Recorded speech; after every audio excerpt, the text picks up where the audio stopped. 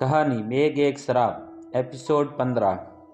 क्या आपके पास फोटो है गौरी की? अजय ने कहा। नहीं, मेरे पास कोई फोटो नहीं है, रुद्र की मां ने कहा अजय से। छिट, अजय ने कहा।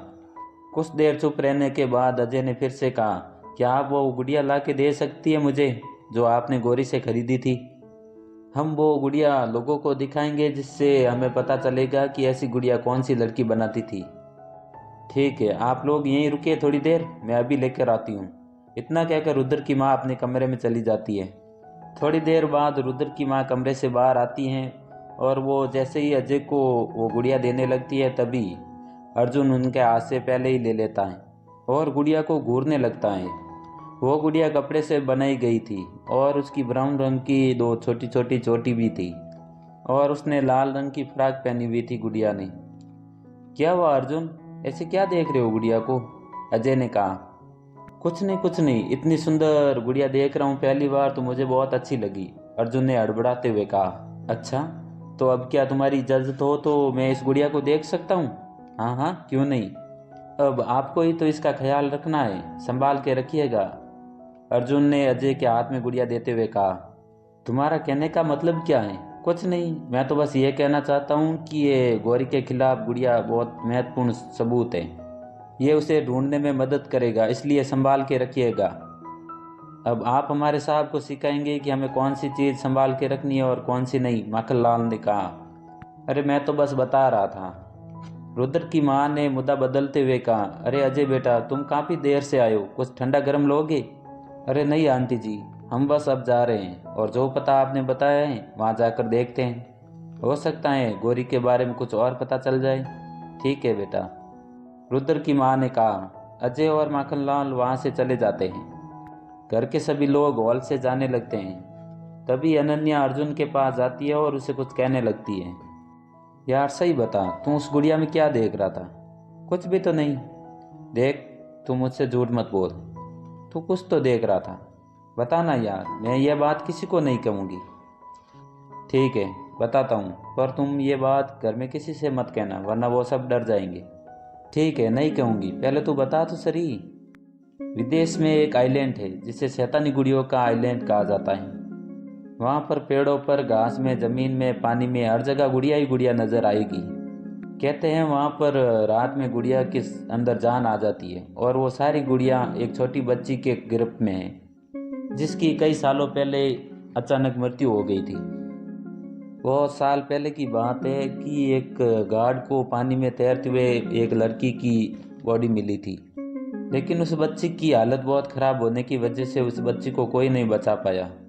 बच्ची के मौत के बाद कुछ दिनों बाद उस गार्ड को उस पानी में तैरती हुई गुड़िया मिली। उसने उस गुड़िया को बच्ची गुड़िया समझकर उस पेड़ पर लटका दिया और उसके बाद उस गार्ड को कभी एक तो कभी दो तो कभी चार ऐसे गुड़िया मिलती रही। वो उसे उठाता और अलग अलग पेड़ों पर लटका देता और ऐसे में वो आइलैंड गुड़िया उसे भर गया और एक सुबह उस गार्ड की बॉडी तैरते हुए मिली पानी में। उस लाश के पास गुड़ियाओं का बहुत सारा ढेर था। लोगों का कहना था कि उसकी जान उस गुड़ियाओं ने ली है। तुम्हें पता है अनन्या, गौरी ने आंटी जी को जो गुड़िया दी थी वो वैसी है जो आइलैंड पर है। मतलब तुम ये कहना चाहते हो कि वो गुड़िया वो वाले आइलैंड की है? नहीं अनन्या, मैं ये कहना चाहता हूँ कि वैसी ही गुड़िया बनाई गई है जिससे आंटी जी पर काला जादू किया जा सके और वो उसे वश में करना चाहती हो। मतलब गौरी आंटी जी को वश में करना चाहती थी। मैं पूरे भरोसे से तो नहीं कह सकता, लेकिन जितना मुझे लगता है कि वो गौरी आंटी जी पर काला जादू कर कर उन्हें अपने बस में करना चाहती थी। वरना तुम भी सोचो कि कौन सी माँ इतनी जल्दी अनजान लड़की से अपने बेटे की शादी कराना चाहती हो। अगर गौरी को आंटी जी को बस में करके शादी ही करना चाहती थी तो सब कुछ तो उसके मुताबिक ही हो रहा था, तो फिर वो शादी के दिन गायब क्यों हुई? वो तो मुझे भी नहीं समझ में आ रहा अनन्या कि वो शादी वाले दिन ही गायब क्यों हुई। ये तो एक पहेली बन गई मेरे लिए, जो कि अब सुलझ नहीं रही है, उलझ रही है और आगे चलकर बहुत उलझेगी। अनन्या जरा यहाँ आना, तन्वी की आवाज़ आती है ऊपर वाले कमरे से। आती हूँ, अनन्या ने चिल्लाकर जवाब दिया। चल मैं चलती हूँ, इस मुद्दे पर बाद में बात करते हैं, अनन्या ने ऊपर वाले कमरे में जाते हुए अर्जुन से कहा। शाम के 4 बजे थे और समीर रुद्र वाले कमरे में अपना कैमरा देख रहा था।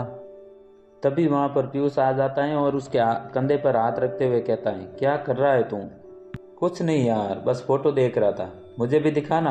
हाँ देखना। समीर ने पीयूष को कैमरे के अंदर की फ़ोटो दिखाते हुए कहा, यार ये तो ट्रेन के अंदर की फ़ोटो है ना, जब हम यहाँ पर आ रहे थे। हाँ बेटे, और ध्यान से देख, तू ट्रेन के अंदर भी चिप्स ठूस रहा था। कितना खाता है यार तू? भाई अब क्या करूँ, खाने की चीज़ को देखकर जी डलसा जाता है। पीयूष और समीर बात ही कर रहे थे कि तभी वहाँ पर अर्जुन, रुद्र और तन्वी, अनन्या आ जाते हैं। क्या देख रहे हो तुम दोनों? अनन्या ने कहा। कुछ नहीं, बस फोटो देख रहे हैं। अरे वाह, मुझे भी तो दिखाना। अनन्या ने कहा। मुझे भी देखनी है, तन्वी ने कहा। अरे सब लोग आ जाओ, एक साथ ही देखते हैं, समीर ने कहा। सभी लोग कैमरे के अंदर की फ़ोटो देखने लगते हैं। सभी लोग कैमरे के अंदर की फ़ोटो देख रहे थे कि तभी वहाँ पर राम काका झाड़ू लेकर आ जाते हैं। बेटा आप लोग सभी साइड हो जाओगे, मुझे झाड़ू लगानी है। सभी लोग पलंग पर बैठ जाते हैं और राम काका झाड़ू लगाने लग जाते हैं। अरे ये फ़ोटो तो गोंदिया स्टेशन की है ना? अनन्या ने कहा। हाँ ये वहाँ की है, जब हम उतरे थे तो मैंने खींची थी, समीर ने कहा। वाह यार, बहुत अच्छी फ़ोटो खींची है तूने, रुद्र ने कहा। समीर कैमरे की फ़ोटो पलटने लगता है कि तभी अर्जुन कहता है, ये फ़ोटो तो उस दरवाजे की है ना, जो मेघ गांव के सीमा पर बना हुआ है। हाँ ये वही है शायद। हाँ ये वही है, याद है जब तूने मुझे रोका था नीचे उतरने से? समीर ने कहा।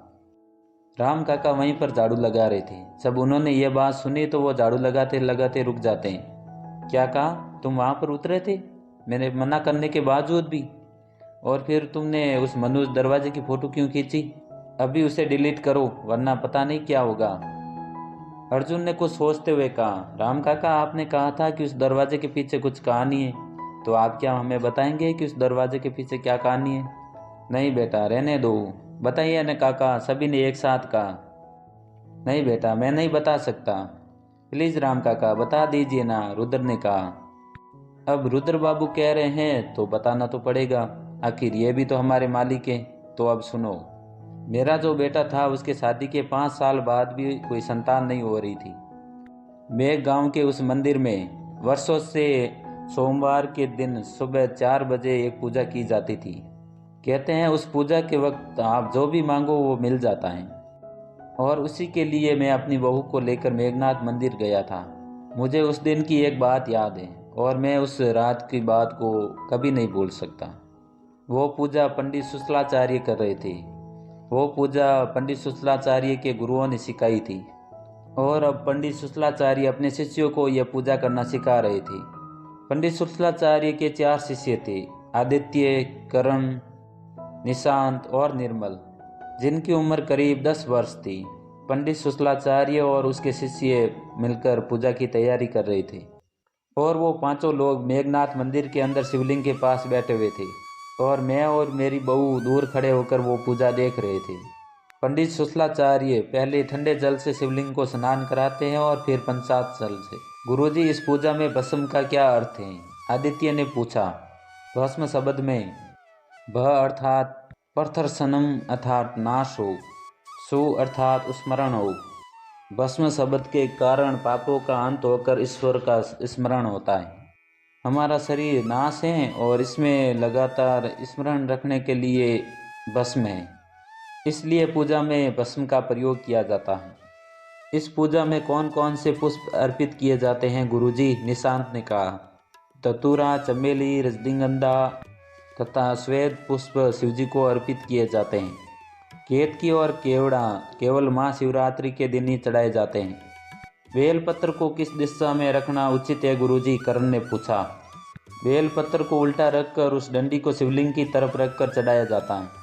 गुरुजी इस शिवलिंग पर निरंतर तेज धारा जल की क्यों प्रवाहित की जाती है? निर्मल ने पूछा। जैसा कि आप सभी को ज्ञात होगा, शिवलिंग में शिव शक्ति एकत्रित होती है। पंडित शुक्लाचार्य अपने 4 शिष्यों के साथ खड़े होते हैं और शिवलिंग की परिक्रमा करने लग जाते हैं। परिक्रमा पूरी होने के बाद वो शिवलिंग के सामने अपना सर झुकाकर खड़े हो जाते हैं। पंडित शुक्लाचार्य दूध से भरा पात्र अपने हाथ में उठाते हैं और शिवलिंग पर चढ़ाने लग जाते हैं। दूध को जैसे ही शिवलिंग पर चढ़ाया जाता है उस दूध में से बदबू आने लगती है। उस दूध में से ऐसी गंध आ रही थी कि जैसे किसी मरे हुए इंसान की लाश में से आ रही हो। उस बदबू को सूंघकर मैं और मेरी बहू और पंडित सुसलाचार्य और उनके चारों शिष्य चकित हो गए थे। ये क्या हो रहा है गुरुजी? ताजे दूध में से मरे हुए इंसान की बदबू कैसे आ रही है? करण ने कहा। कहीं हमसे पूजा करने में कहीं गलती तो नहीं हो गई? निर्मल ने कहा। नहीं पुत्र, गलती हमसे नहीं, गलती तो सरपंचों से हुई है। इतना कहकर गुरु शुक्लाचार्य आंखें बंद कर लेते हैं और समाधि में लीन हो जाते हैं। अब आगे की कहानी मिलेगी आपको अगले भाग में। यदि आप हमारे चैनल पर नए हैं तो हमारे चैनल को सब्सक्राइब जरूर करें और वीडियो को लाइक ज़रूर करें ताकि हम ऐसे नए नए वीडियो आपके पास सबसे पहले पहुंचाएं।